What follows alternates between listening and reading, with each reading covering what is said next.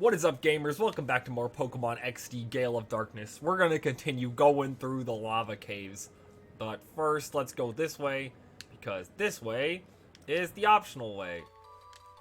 Oh man, another PP up, so we can replenish our stock after I used mine on my Togetic. Look, it's the guy that's going to get pushed into the lava. Whoa, you're making a huge mistake if you can get past me. Oh yeah, Ryder Coolig. Let's see what you got. A water team. You know what? I switched Muck into the lead. This Thunderbolt gonna go crazy. Cloyster is not doing a whole lot here. You know what? This whole team is probably gonna be water team. Let's just get Breloom out here now.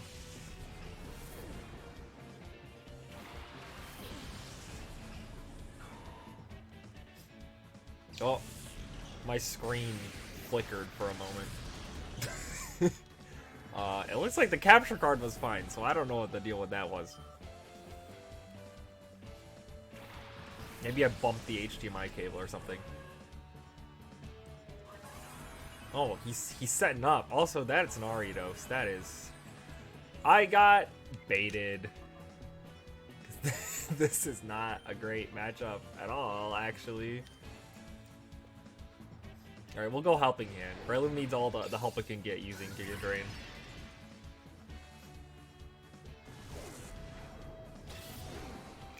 I didn't even use Giga Drain.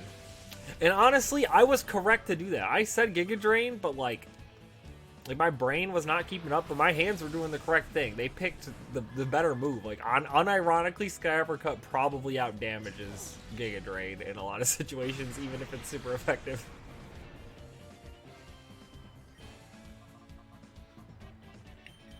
You know what? Now that I've started streaming, I just heard thunder outside. So, hopefully that's not why my screen flickered. I'm gonna lose power halfway through recording. Artillery's eyes, like, they like had this weird rainbow flicker effect when it gets knocked out. Okay, actually it was a water team, but also Ariados is here. It's an honorary water type.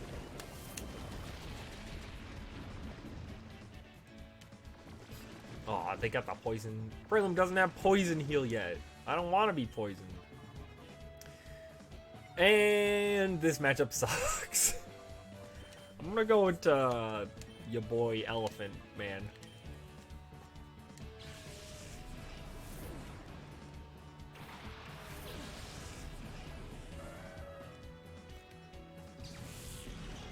Probably not gonna do a lot to Quillfish. Unless it crits. Then it will do a lot to Quillfish. I am eating my words.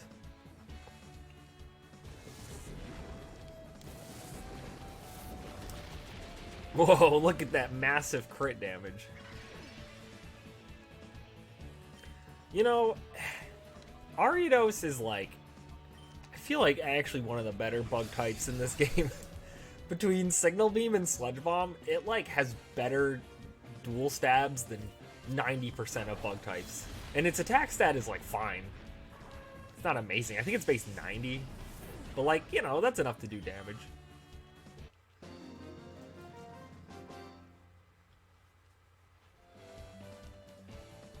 Alright, we pushed him into the lava. He is now dead.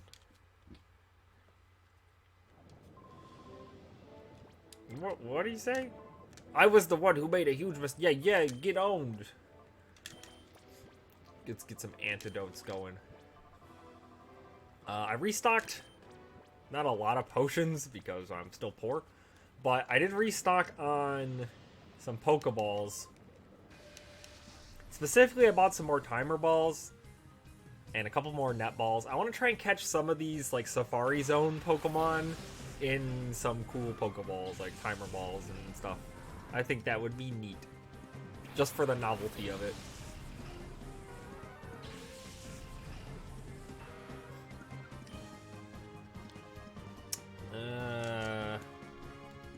Sure, Surf Helping Hand.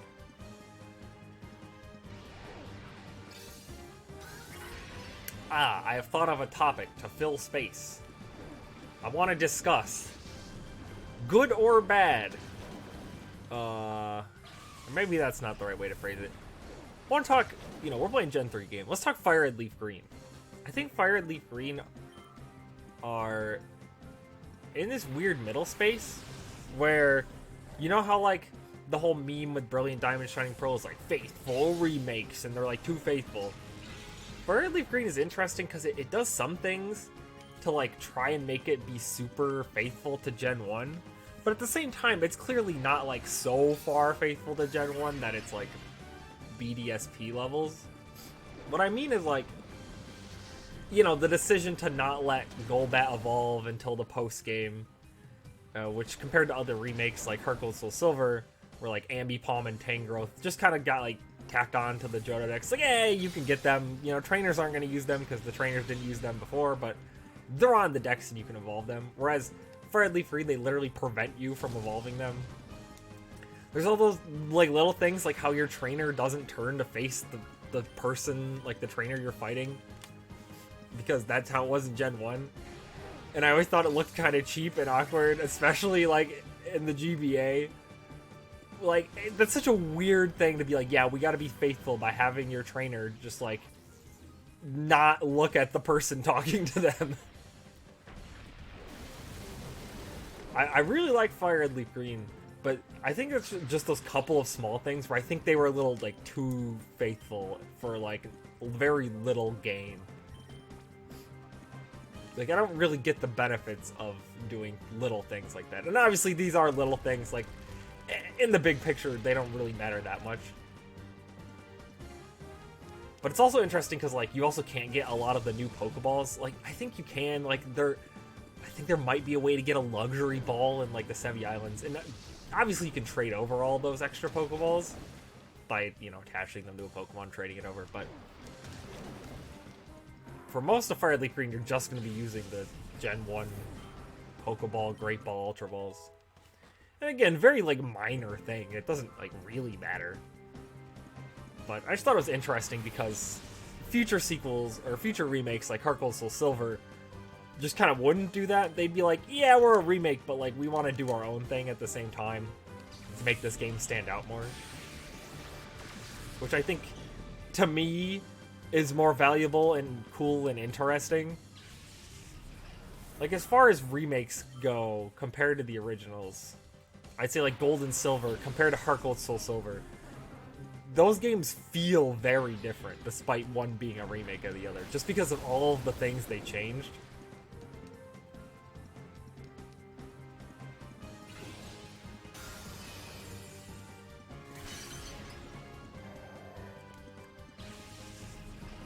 And I think that's where a lot of people got really let down by Brilliant Diamond Shining Pearls. It just doesn't change much. Like, the only real differences are the underground, and obviously, like, Pokemon have the modern movesets or whatever, but, that's like, fine, whatever.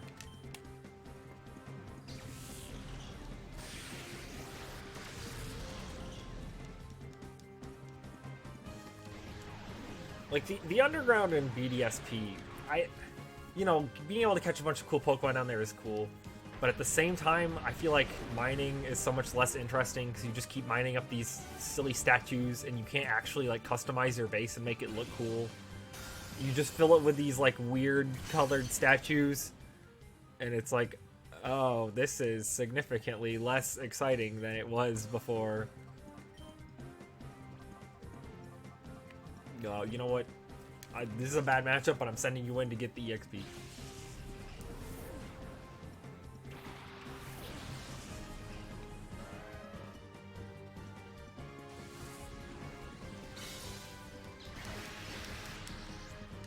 Now, that said, I actually prefer...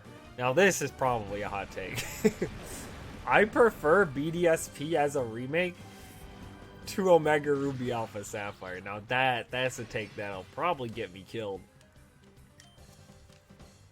But I feel like Omega Ruby Alpha Sapphire are just, like, I don't know. There's like a charm in BDSP being weird. Like this game that nobody remembers and came out and was immediately forgotten a month ago. I think I'm just like drawn towards things that are like jank or have bizarre histories.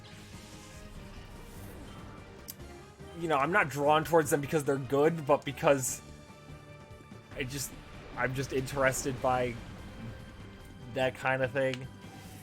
Whereas Omega Ruby Alpha Sapphire just felt like it's Ruby Sapphire, but it's Gen 6 now, and it's like, okay, that's fine. But BDSP is like so hyper fixated on like being Diamond and Pearl again, but it's on the Switch. Like you can't even catch any Pokemon past Gen 4 in that game. It's the same Pokemon that were in the Diamond Pearl decks. Like it's so clearly just like copy and pasted.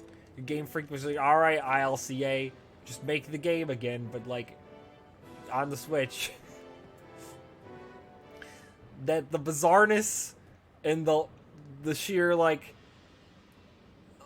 lack of passion being put into the game makes the game interesting to me. Like think like 20 years from now, BDSP is already, I think, the most forgotten Pokemon game, which is insane because it's not that old. Imagine how little people will remember it like 20 years from now.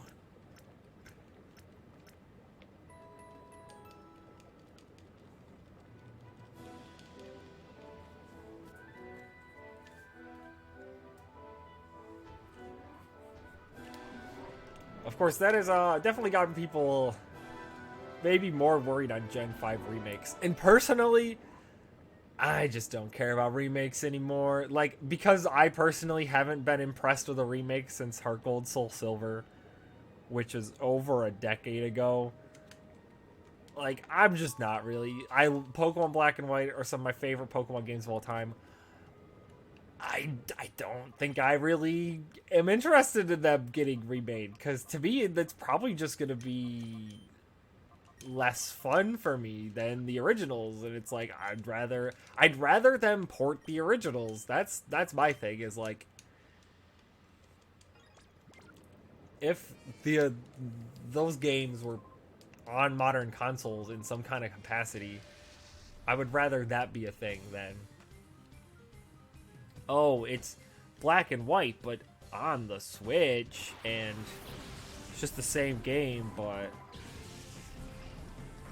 on the Switch. Like, just port the actual game at that point. Don't go through all the extra nonsense of just copy and pasting the models from X and Y for the 18th time into the game. Oh, this is a prime earthquake moment. Look, we're finally getting to use the duo. The Togetic Donphan strat is real.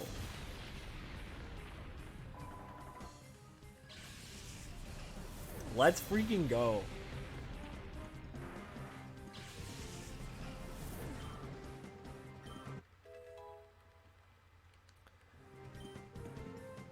Look at that beautiful attack stat on Donphan. Now that is something I cannot earthquake.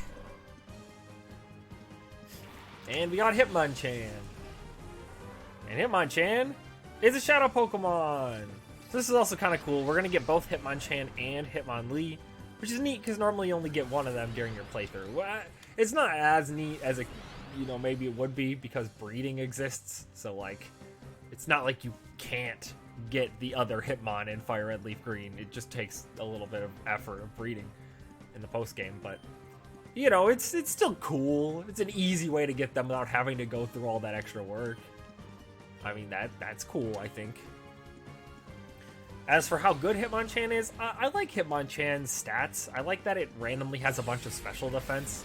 I think that makes it kind of like a unique fighting type. Unfortunately, all the elemental punches are special in this game, and Genius Sonority realized that, and they didn't even bother to give it those moves at the start. They're like, those moves are not going to do anything. Hitmonchan has an awful special attack stat. So I've actually pulled up the moves that these Pokemon learn, because I thought that's probably important since some of them are special moves. And Hitmonchan comes with Sky Uppercut, so a good stab fighting move. So that's cool. And it also comes with Mega Punch, Mind Reader. Those, kind of boring. Oh, this is another Pokemon. Usually you can only catch Hitmonchan in a Pokeball, so I'm definitely going to want to catch it in... Maybe I can try and get it in a Timer Ball. That'd be cool. So we'll just kind of weaken it for a little bit. But yeah, its more interesting move is that it does come with Helping Hand. So, hey, that's cool. I think the Primate from before actually comes with Helping Hand as well. A lot of Helping Hand users, which I really appreciate. Yeah, what Hitmonchan has going for it, though, is that it's a bit bulkier. You know, it can take special moves very well. So I think it makes it a better Helping Hand user than Primate. Because Primate, you'd rather be just, like, using moves with it. Oh, the freeze. Heck yeah, that's going to make it way easier to catch. I could also do a netball because it's funny. Oh, we'll do a timer ball. If it fails, maybe I'll try a netball for the meme. But, you know, freeze. It's just as good as sleep. So its catch rate is going to be much easier. Yeah, I think Hitmonchan is pretty cool. Unfortunately, its move pool is just really limited to fighting moves. But hey, because it... Oh, nice. First try.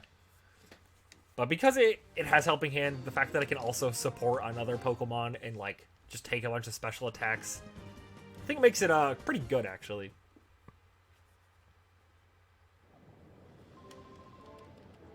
And then we gotta fight the other guy, who unsurprisingly will have Hitmonlee. You know, the big buff guys, you fight them both in a row. Nice flavor with the Pokemon they have.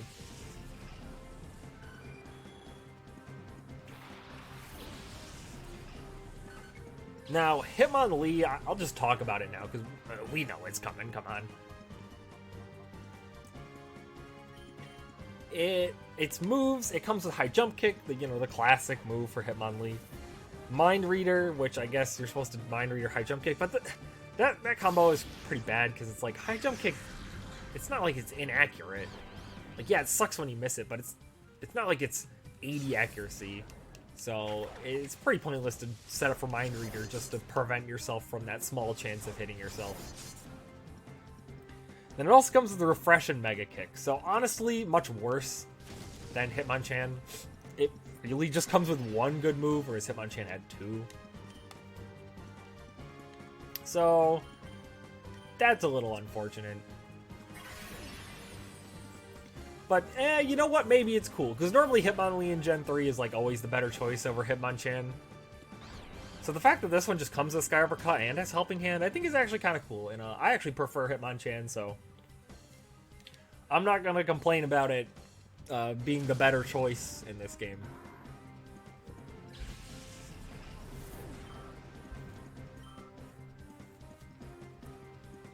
Oh, a Metang. Alright, we gotta get a fire type out. I could also just Earthquake this turn, but... I'm gonna send out Cloyster, actually. I'm just gonna double switch. I think these two will make for a much better... be a much better duo for what we're fighting here.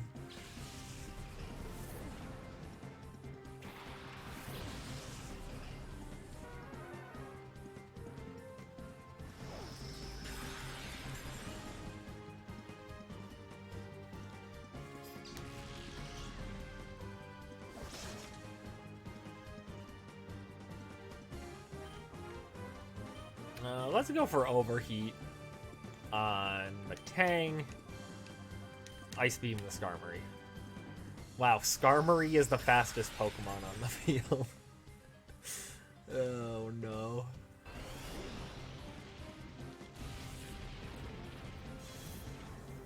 I actually kind of want to lower my special attack.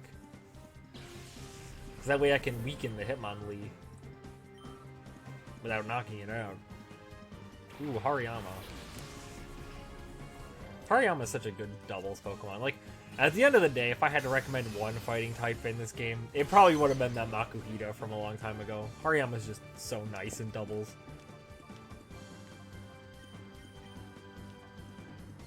We can surf. And this is why Because it gets fake out. Yo, is that Fury Attack? You know what? I joke, but Fury Attack is like a staple Skarmory move in Mystery Dungeon 1. Skarmory is one of the best Pokemon to use in that game, after like Articuno being the most broken. But because you can recruit high-level Skarmories in the post-game really early, you could just like solo the post-game with Skarmory. Because Fury Attack is broken in that game, and so is Agility, and the Skarmory gets both of those. There's Hitmonlee. Yeah, and of course in Coliseum you got Hitmontop. And so we get the other two in this game. Surf should be fine. Hitmonlee also has a lot of special defense. Something weird about the Hitmon duo, but I guess it's because when the physical special split happened in Gen 2, they were like, their special attack should stay terrible. But what if we just, you know, maybe they have a lot of special defense for some reason. Sure.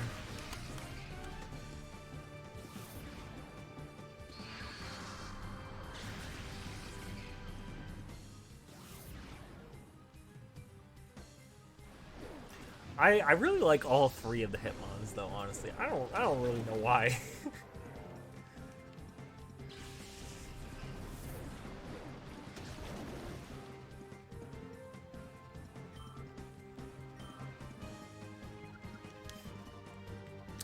We should be able to just...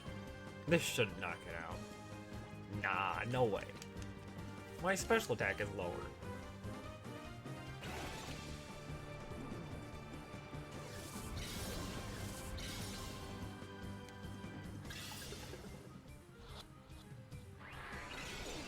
Well, I tried. Alright, Flareon, don't get a critical. Thank you.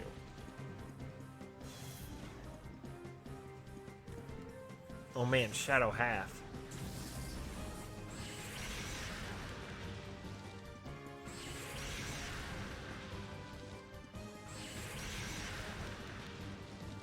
Such a goofy move. You know what? Let's do the meme. Let's get that netball Hitmonlee.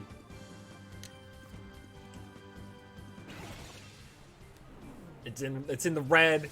It'll be easy.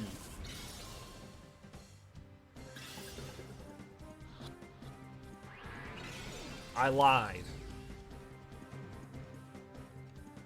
Must recharge.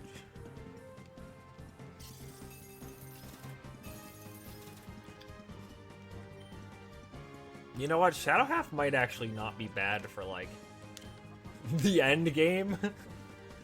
I'll talk about it once we get to the final fight, but it might be a good idea to actually not purify every late game Pokemon, because having some shadows can actually be a way to cheese some of the end game if you feel like cheesing it. I don't think I'm going to do that. I've done it in the past when I was lower level, but I'm so competently leveled in this playthrough that there's no reason to. Alright, well, we got them both in a what's it called? A timer ball, so I'll take that. That's cool.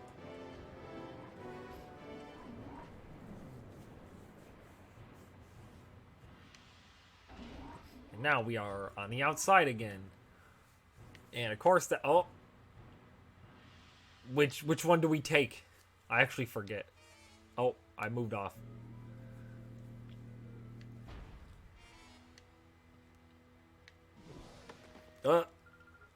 I don't remember this section at all. Maybe I'm supposed to go the other way? I'm trying to figure out which way is the optional way, the way I'm not supposed to go.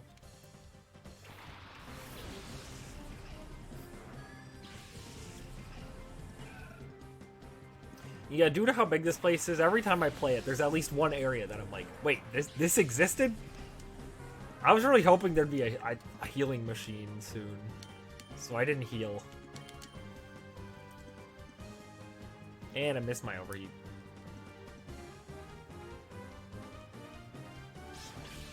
Wait, if my Flareon got outsped by the Skarmory, but not the Yanma, does that mean that Skarmory was faster than this Yanma?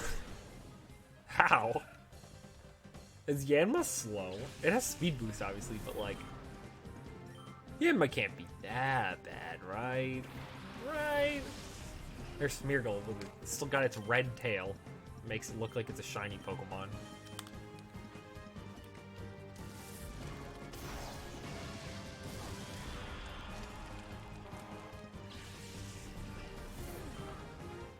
I wonder if there are any YouTube videos like the famous Hippobadon video. I say famous, but I don't think that video has very many views.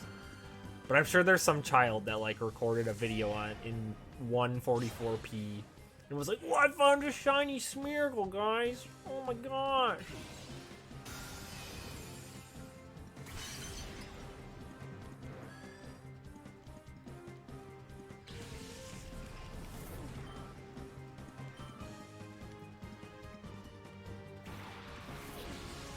Oh, sweet. Ice Beam fodder. My Pokemon have actually matched up really well for this fight.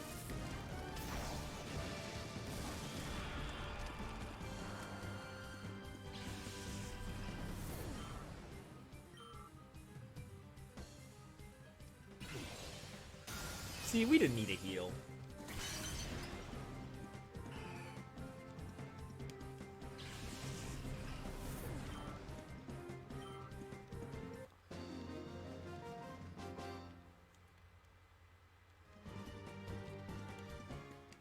Alright, bye, Cypher Peon that didn't even have a Shadow Pokemon. I will probably forget about you the next time I play this game. Just like I did this one. Alright, I imagine then this way is the optional way. There's probably like an item over here.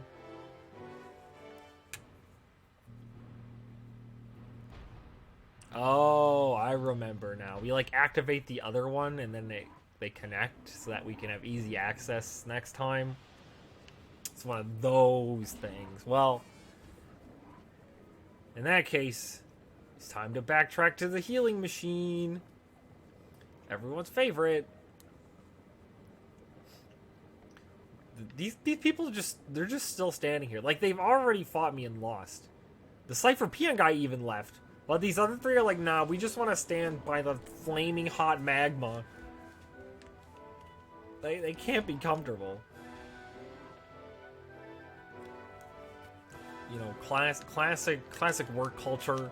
You know, the higher up peons, you know, they get the privilege of being able to not stand by the lava. But the underpaid workers, they're just stuck there all day. We truly live in a society.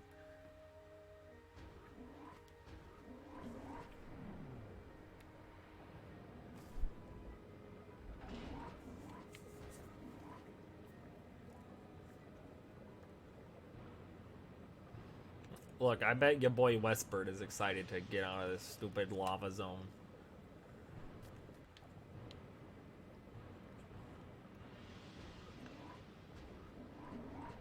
I don't even know if we're halfway done yet, honestly. Maybe we're about halfway. That is so inconvenient that that thing starts going down the second you enter the room.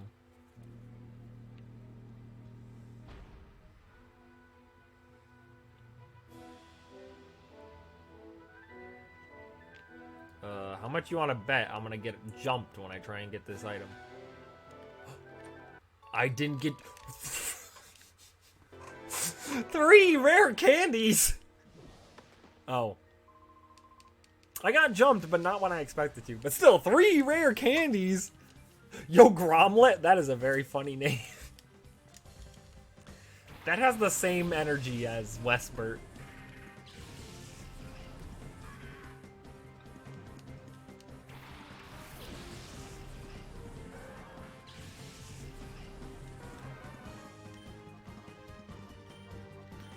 Hit him with a Shadow Ball. Umbreon. Flareon. Umbreon Jump Scare. Do you fight any trainer that has an evolution in this game? I think you don't. I think they're like, nah, that's just like Westbird's thing.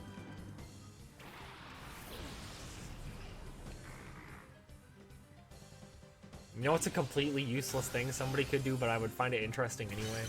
So I'm going to add up, like, how many trainers have each Pokemon. Like, Sableye is used by 7 trainers or something in XD. It'd be interesting to see what the breakdown is. Because I swear, there are some Pokemon in this game that you, like, see constantly. And they're always the most random ones, like Relicanth or, like, Yanma. I swear you see some of those Pokemon all the time. Ooh, the invisible focus sash. It's not gonna matter, though.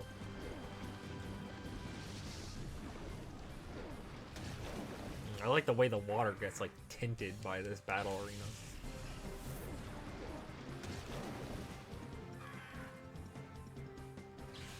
Sableye is such a cool looking Pokemon. Little gem gremlin.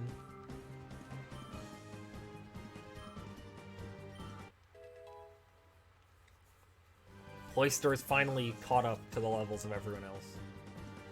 It didn't have the privilege of being leveled up off screen like I did with everyone else. I was like, nah, Cloyster's good enough to just use. And to be fair, it was, but we've been, like, only using Cloyster, it feels like, forever. Like, it's just been glued to the front of the party. Wailord, though, I'm probably gonna have to switch next turn. These two have no moves for Wailord. Yo, is that an Astonish on a Crobat? Ooh, the critical hit. Look at that massive damage.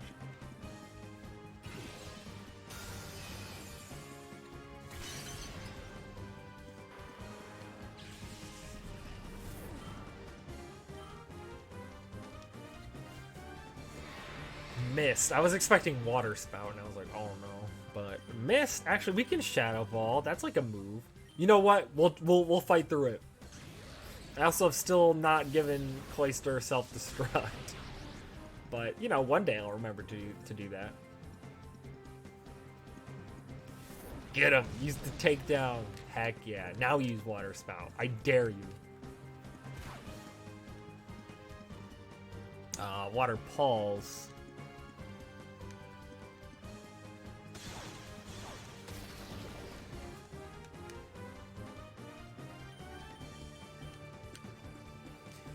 Ah, well.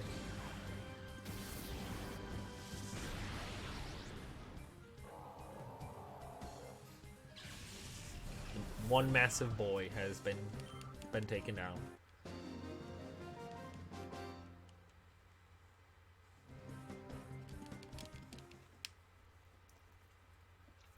But yeah, I don't remember this room, like, at all. So I have no idea how long it is. Ooh. A PB Max! Cinedark Isle chests continue to be insane. Going up!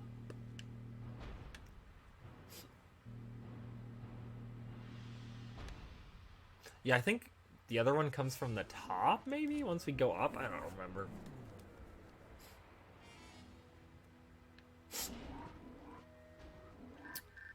Ooh, another email.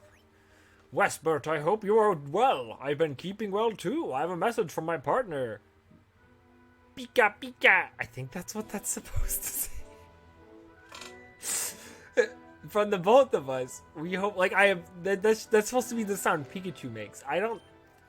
That's not the way I would have spelled that. That's all I'm gonna say. Now this section. This one I remember because last time I played the game I didn't remember it. And I was like, wait, what? This place exists? And it does in fact exist. So remember that the puzzle from back when this playthrough was a live stream game? Well, here it is again.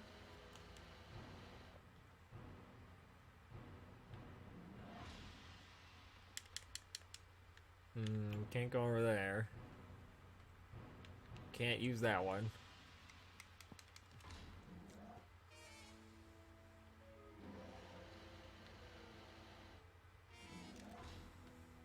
Alright. What will we get in this one? 3 timer balls. That's still pretty good. Replenishing my stock. I think I used about 3 timer balls already. Look, we can already continue, but I want the items. You know what? I don't think I can get the items yet. Yeah, I have just been reminded how this works. The next section we can like fall through the floor, I think, down to these areas. Yeah, that's how it works.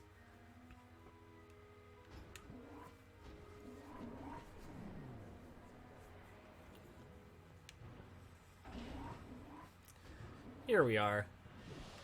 And wall peon. Or ceiling peon, rather.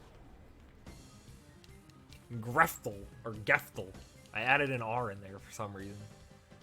Yo, Lantern! I love Lantern. This is actually a very appealing matchup for me. Earthquake is gonna go crazy. Let's do the combo.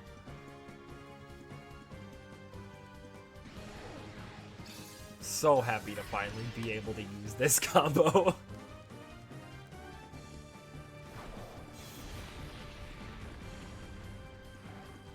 And the enemy Pokemon are quickly catching up to us in level. Look, they're already in the 40s. Like, the trainers at the start of this were like level 34. And that's why I was like, yeah, I'm super high level for these first trainers, but like, the levels ramp up in this place very quickly. 47 speed. Lickitung is a shadow Pokemon. And once again, another Pokemon where this is the only time in Gen 3 you can actually catch one. Sure, I'll start with just a Ultra Ball. Then I'll weaken it with Togetic.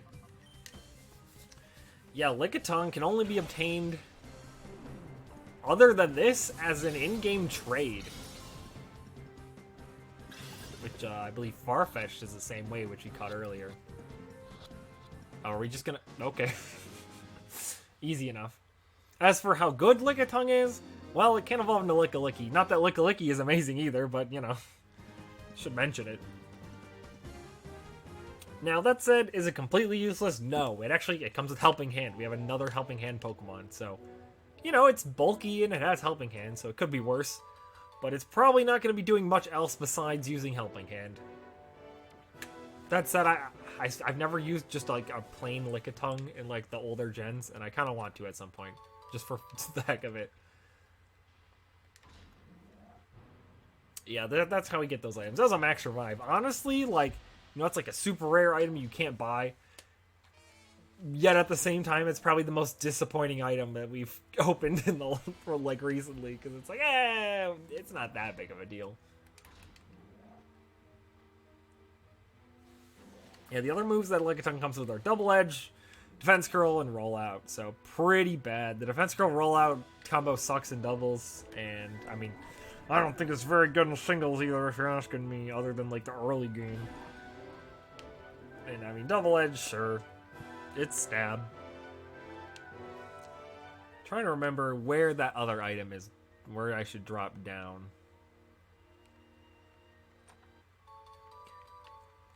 Was it 4 full heals? We'll try this spot. Hey, I'm a genius. 2 revives. Yeah, I mean, that one's also kind of a letdown. Nothing too crazy.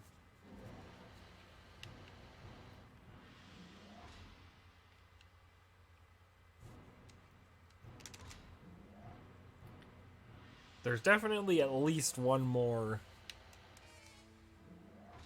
shadow Pokemon in this section up by the falling tiles. Maybe a couple. We are nearing the end, actually, of the Safari Zone Gen 1 Pokemon. We have 2 more. I forget if there's like one of the endgame bosses has one. Yo, yeah, there is one in the that the final boss actually has, but we've basically been going through a gauntlet of like rare Gen 1 Pokemon, and there's only 2 left in this little gauntlet. And Leadin here has one of them, I believe. They also have a Stantler and an X-Cloud.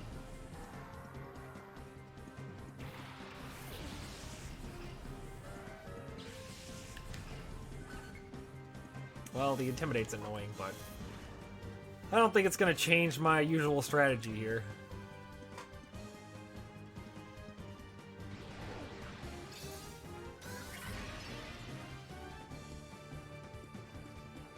Okay, well, even if it hit, it's like, as long as it's not on Donphan, I'll be fine. Ooh, even though the Intimidate Stantler could not live. X-Cloud might. X-Cloud's kind of bulky. Yeah.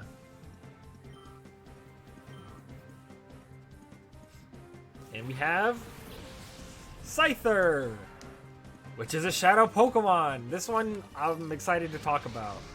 Obviously, you know, my channel name is the Red Sizzle. I'm a big fan. Hyper Beam. That did nothing, actually. Donphan does have a lot of defense. That makes sense. And we could probably Body Slam because we are under Intimidate. But yeah, I mean, the interesting thing about Scyther is you can't evolve it in this game until the post game because you can't trade. But, you know, I mean, it's like their stats are good. That said, I mean, even Scizor is quite mediocre in this gen. Its move pool is just awful. But the reason I'm excited to talk about this is because Scyther has an exclusive move that it only gets from this game. Just like how Magmar got Follow Me, but the one that Scyther gets is interesting. It's Morning Sun. This becomes immediately irrelevant in the next gen when it gets access to Roost. But in Gen 3, it didn't get Roost yet because that move didn't exist. The fact that it got like a move that restores health is actually pretty nice for Scizor. So I feel like getting a Morning Sun for your Scizor is almost kind of optimal. Like this is, if you're going to use a Scyther or a Scizor in Gen 3, I feel like this is the one to go with. It's pretty cool. It's also really random and funny because obviously Morning Sun gets powered up in the sun. Scizor's times 4 weak to fire. Yeah, I don't know if I'd use it on a Sun team. As for the other Pokemon we have, Chansey, another hard to get Safari Zone Pokemon. In fact, catching Chansey in the Safari Zone, I've done it before. It's not fun. So if you're trying to complete your Pokedex and you have XD, that's great for you because you don't have to go through the pain and suffering of trying to catch Chansey in the Safari Zone. Wait a minute. Okay. I was like, wait, I just caught the Scyther. The Body Slam is going to hit Chansey. Thankfully, Chansey lived. That Intimidate coming in clutch. So yeah, Scyther, I wouldn't recommend using it in XD, but using it, if you like Scizor like me, and you want to like EV Train one for fun in this gen, then I would definitely use the, this one. Although resetting for natures is kind of a nightmare. I actually did do that, and it was annoying.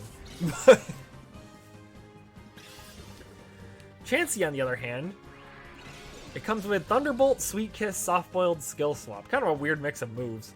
The fact that it comes with Thunderbolt is funny. Now, it's going to be a pain to evolve because it's already such high level, and you need to evolve it with Friendship, but hey, if you're willing to do it, I mean, Chansey is incredibly bulky, or Blissey. And Blissey's special attack, I think, is like base 70. It's not too terrible. So, like, you can kind of use that Thunderbolt. That said, I wish it had a more of a, like, supporting move like Helping Hand. That would help it a lot. As it stands, it's just kind of going to sit there and do not much else. So I feel like it's kind of mid, but eh. Still happy that you can catch it in this game again. I mean, look how much trouble I'm having. It's low HP and paralyzed. I mean, I'm using non-optimal Pokeballs because I want to catch it in something that's not that's like cool and like unique, but that's like a personal thing.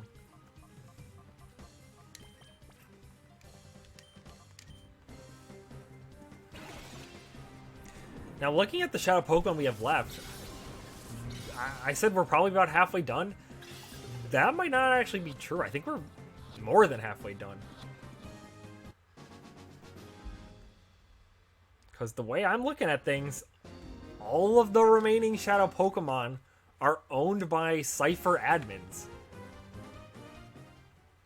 So that should mean we are going to the top. Yeah, there it is.